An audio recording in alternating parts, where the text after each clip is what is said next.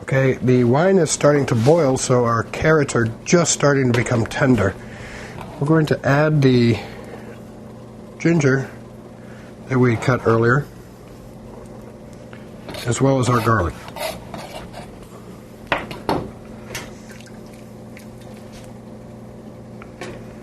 And now we're going to add our broccoli. And I'm going to put them floret side down so that they will soak up the flavor just that much faster.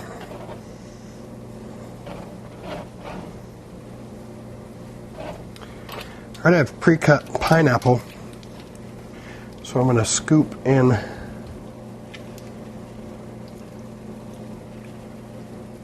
two tablespoons of that.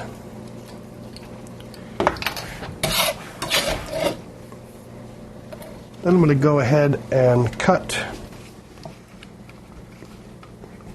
some water chestnuts.